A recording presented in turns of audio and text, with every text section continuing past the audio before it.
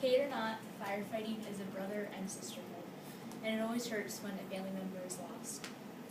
This year, there have been 61 firefighter fatalities and line of duty deaths.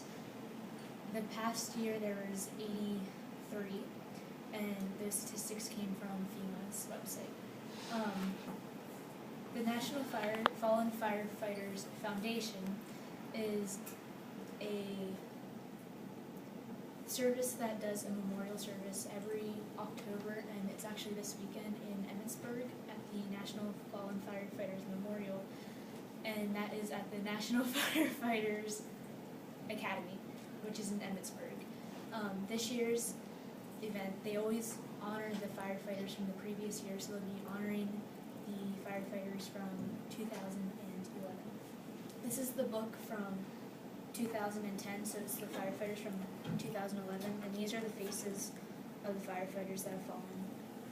A lot of them have kids, some are younger, some are older, some have a lot of experience, and some have barely any.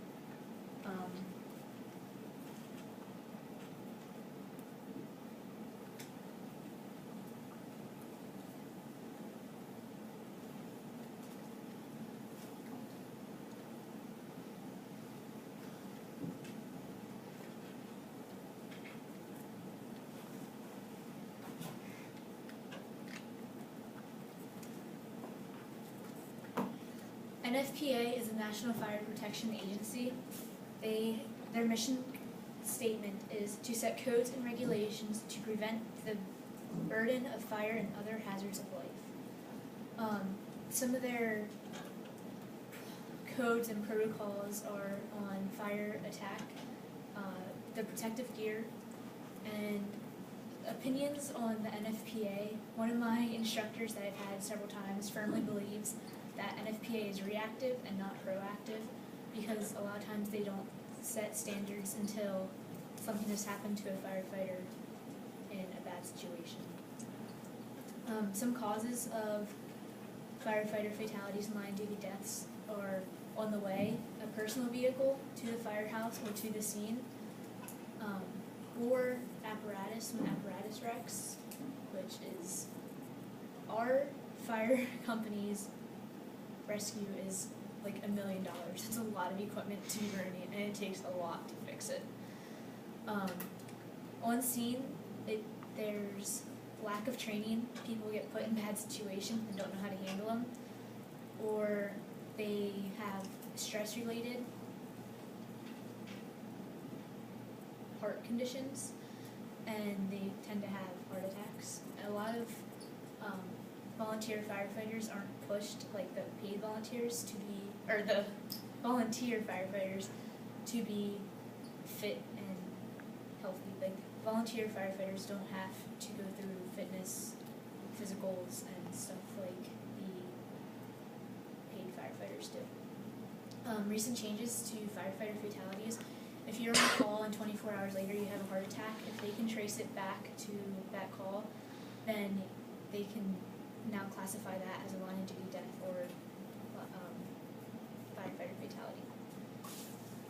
The most recent 5 fatalities, the most recent was October 1st, a firefighter named John Grabinski. He was age 49 and he was from Michigan.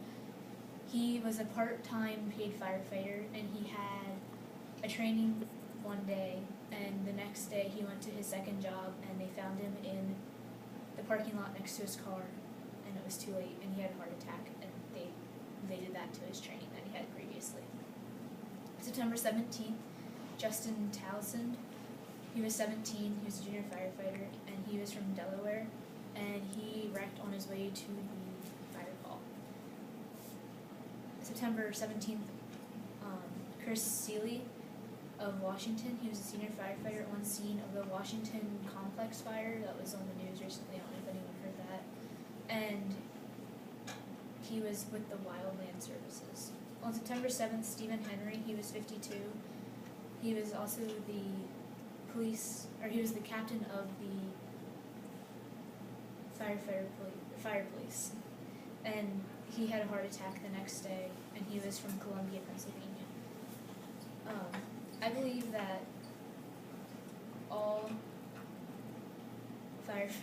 all volunteer firefighters are more relaxed on the paid fitness because they don't feel like they have to prove themselves, I think, as much as paid firefighters do. All of the stories came from FEMA's website. Some of FEMA's statistics are 45.8% of firefighter fatalities are local volunteers or municipality firefighters. 32.2% are age 31 to 40. And Pennsylvania has the most firefighter fatalities at 11%, almost 12. And Pennsylvania has the most volunteer firefighters. A lot of other states are mostly paid. And 33.9% of firefighter deaths are from stress or overexertion. This is the last year was the second consecutive year of lowest numbers.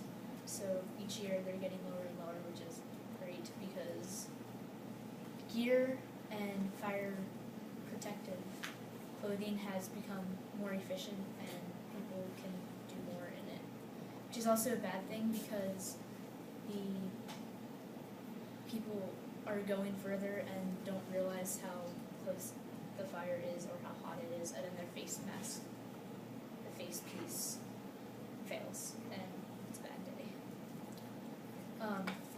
One last thing on the National Fallen Firefighters Memorial is that I got to visit there this summer and last summer, and there is a eternal flame of, and I also got this necklace. My chief got it for me. He got one for all of our junior firefighters.